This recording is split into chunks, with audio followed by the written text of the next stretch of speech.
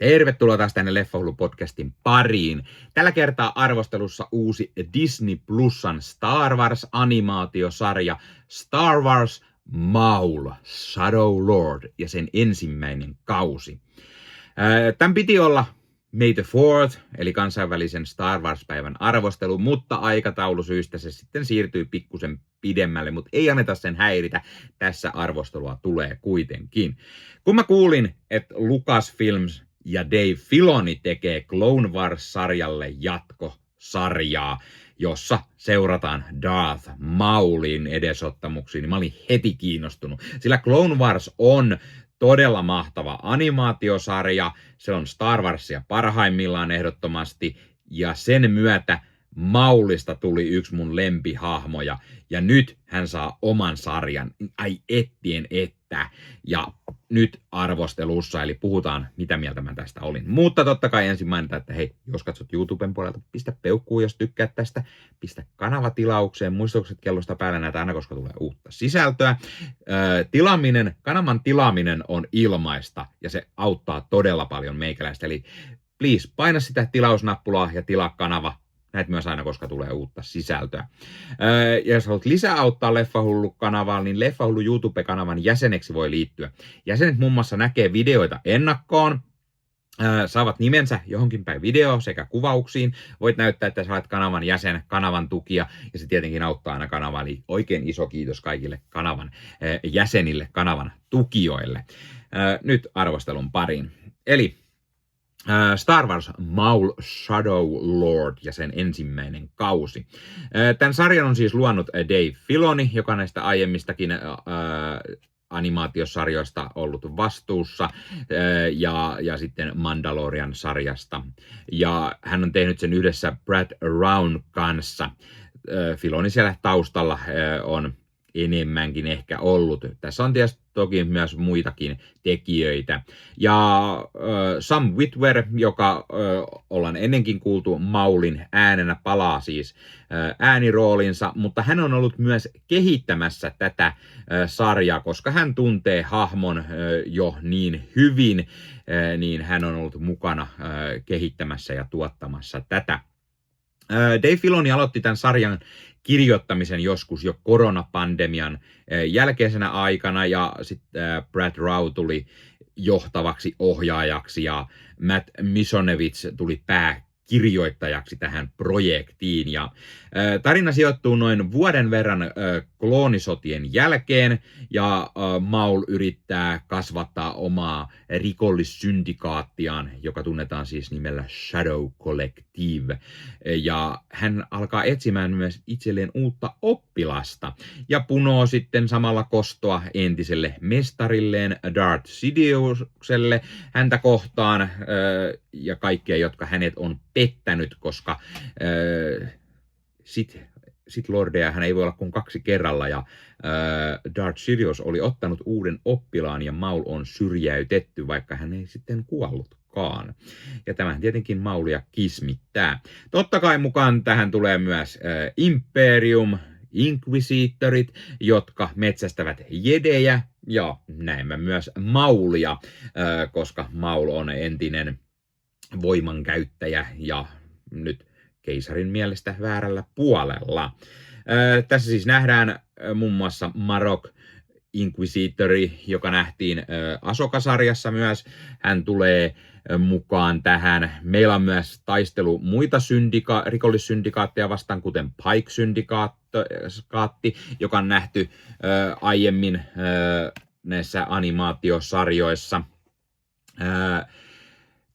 Kauden tapahtumat sijoittuvat Janix-nimiselle planeetalle, eli jälleen kerran uusi planeetta, mitä ei olla aiemmin nähty. Tässä myös seurataan tällaista paikallista poliisivoimia ja sen kapteeni Lawsonia, joka koittaa saada sitten tilanteen tuolla Janix-planeetalla hallintaan, ja ihmettelee sitten juuri, mitä tämä Maul ja hänen organisaationsa siellä sitten tekevät. Ja tämä sijoittuu tosiaan Clone Wars-sarjan jälkeen.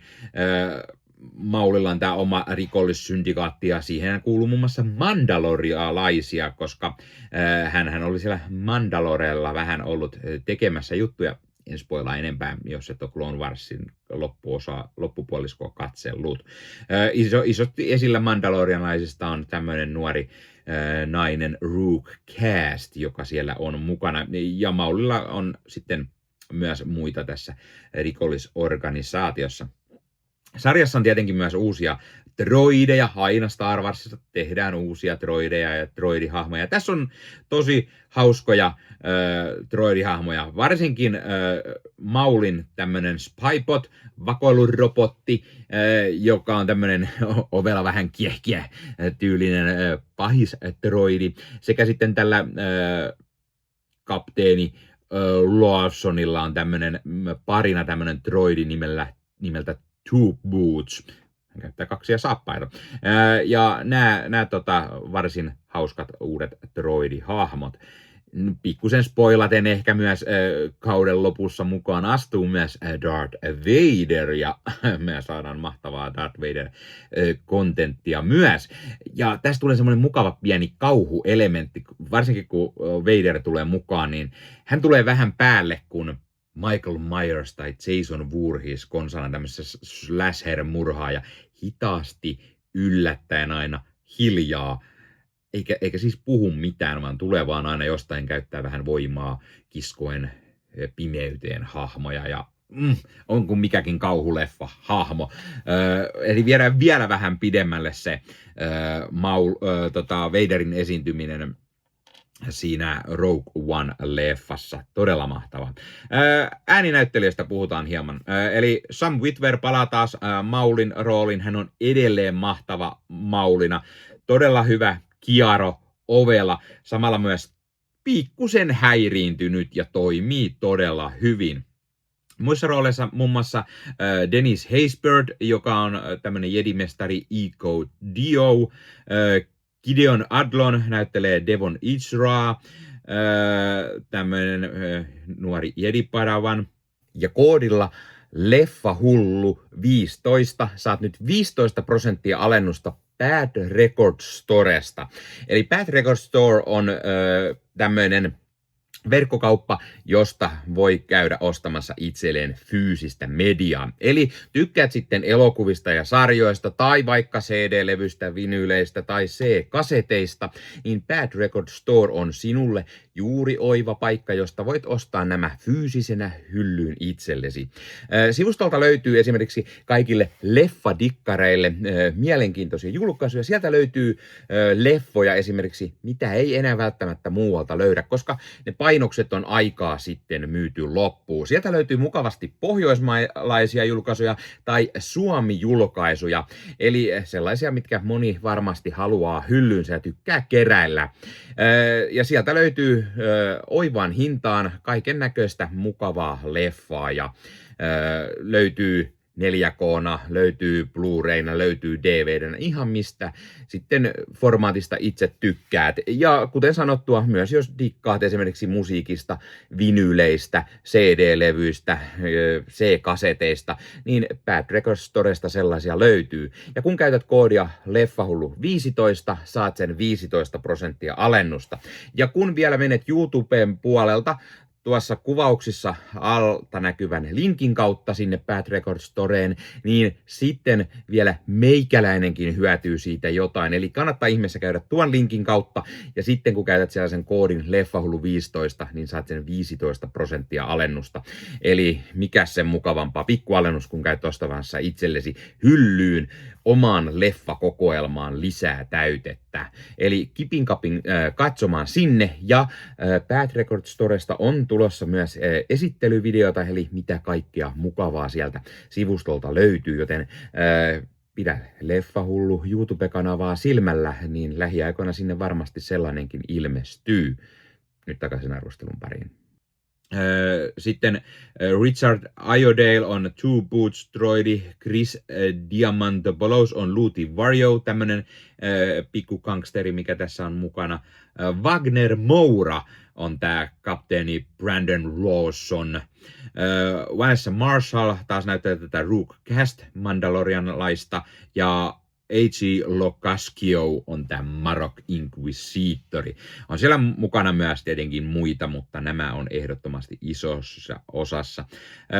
Tämä Wagner Mouran hahmo, kapteeni Lawson, oli todella kiinnostava tämmöinen poliisihahmo, sopii hyvin tällaiseen alamaailmasta kertovaan tarinaan. Moura tietenkin aina mahtava roolissaan, siitähän nyt ei ollut epäilystäkään, toimii tosi hyvin. Richard Iredale, Two Boots droidi, myös todella kiinnostava hahmo. Tyypillinen tämmönen droidi, joka tekee just mitä ohjekirja käskee, vähän C-3PO-tyylinen ehkä. Ja tää Two Boots, kun on myös poliisi, niin hän tekee just niin kuin käsketään. Mutta hän alkaa myös pikkusen ajattelemaan omilla aivoilla ja hieman vastoin ohjelmointia ja toimii tosi hyvin. Ja Iredale tietty tuttu koomikko, niin hänellä on ihan hauskoja tämmöisenä jäykkänä droidina. Dennis Haysbert tosiaan näyttelee tätä mestari Echo Dio ja Gideon Adlon on Devon Isra Padawan, eli tämmöinen hyvä Jedi-kaksikko, jossa siis nuori Padawan alkaa sitten epäilemään hieman Jedien ohjesääntöä, kiitos Maulin vaikutuksen, ja Maul taas yrittää saada tätä nuorta Padawania itselleen Padawaniksi. Kun taas tämä Jedimestari Echo Dio on tyypillinen semmoinen vanhempi Jedimestari, joka yrittää pitää niinku tätä oppilaansa aisoissa, pakoilla imperiumia. Padawan haluaa pelastaa taas kaiken, ja sitten nämä yrittää, ettei Padawan sitten liikaa kuuntele Maulin vaikutusta. Tämä on myös tosi hauska se, että aina kun tulee joku uusi Star Wars-projekti, niin aina on jedejä, Jedi-padavaneja, jotka selvisi siitä Order 66stä. Eli yllättävän paljon niitä on jäänyt kuitenkin mukaan, ja aina tulee vaan uusia joka puolelta. Nämä oli varsin toimivia hahmoja silti mun mielestä. Animaatio tässä on todella nättiä, todella semmoista Clone Wars-tyylistä, mistä mä tykkään tosi paljon. Valomiakka-taistelut on tehty todella tyylikkäästi. Varsinkin kauden vikassa 2 jaksossa on sellaista valomiakka-taistelua, että sellaista, jotka niinku voi nostaa kyllä Star Warsin parhaimmistoon. Ja ai että miten nättiä se animaatio on. Se kun on semmosia valomiakka-taisteluita tietenkin animaatiossa aina nähdään, mitä ei niinku live actionina ehkä pysty tekemään. Siis saa olla aikamoiset koreografit, että pystyisi tämän tyylisesti tekemään, niin sen takia animaatiossa on, niitä on kiva katsoa pelkästään niiden valomiakka-taisteluiden takia. Ja tosiaan, jos sä rakastat Clone Wars-sarjaa tai Maulia hahmona, niin tää on ehdottomasti pakkokatsottavaa. Ei tarvi kauan katsoa, kun oot varmasti täysin myyty, ja tämän pauloissa niin kävi meikäläisellekin. Tää on siis todella hyvää Clone Wars-jatkumoa. Ja kiitos Disney Plussa, mä näin ennakkoon sen 8 jaksoa, mä vedin sen putkeen melkein parin päivän aikana, oli tosi hyvää, mutta viimeiset pari jaksoa, mitä mä en nähnyt ennakkoon, niin piti oikein odottaa, että May the 4th päivänä meikäläinen näki, joten todella hienoa, että tuli ne sitten katsottua, ja sitten sen takia osittain tämä arvostelu tulee vähän myöhässä. Arvosanaksi mä antaisin tälle jopa huimat 9,5/10, eli tää on todella kovaa Star Warsia, todella hyvä animaatiosarja. Ja mä suosittelen, että jos sä oot Star Wars-fani, mutta et ole ikinä katsonut noita animaatiosarjoja, niin kannattaa katsoa. Ne löytyy kaikki Disney Plusasta, eli kannattaa katsoa ja antaa niille mahis. Tämä on sarjana semmoinen, että vaikka tämä niinku on jatkoa Clone Warsin, niin ei sun tarvitse kaikkea sitä olla nähnyt. Sä voit hyvin hypätä myös tämän pariin ja tutustua tässä vähän lisää Mauliin. Toki Clone Warsista esimerkiksi Disney Plusasta näkee esimerkiksi tiettyjä jaksoja erikseen, eli sieltä löydät esimerkiksi Maul-hahmon jaksot erikseen, niin voit katsella vähän, miten Maul on tullut takaisin sen episodi 1 nähdyn kuolinkohtauksen jälkeen. Todella hyvä sarja siis. Mä odotan innolla jatkoa. Joskin mä haluaisin ehkä nähdä myös Mauli live action puolella lisää, mutta tää on tosi hienoa, että tuli, ja sehän varmistui jo, että kakkoskausi tällekin tulee, joten odotan kyllä innolla. Ja kohtahan meitä hellitään jo lisää meitä Star Wars-faneja, sillä uusi leffa Mandalorian, että Grogu tulee vajaan parin viikon päästä jo ensi iltaan, eli ai ettien että. Hei, laita kommentteja, onko sä kattonut tätä? Mitä mieltä sä oot tästä? Tai oletko sä ylipäätään katsellut Star Wars-animaatiosarjoja? Mikä on sun suosikki niistä, tai mitä mieltä sä olet niistä? Vai onko vaan niin, että sä tykkäät katsoa ainoastaan live action Star Warsia? Ja mitä mieltä sä niistä olet? Odotatko sä esimerkiksi innolla tätä Mandalorian Grogua? No niin, tää oli tämmönen lyhkänen Maul-sarjan arvostelu. Muista ottaa Leffahullu somekanavat haltuun ja ei muuta kuin ensi kertaa. Moro!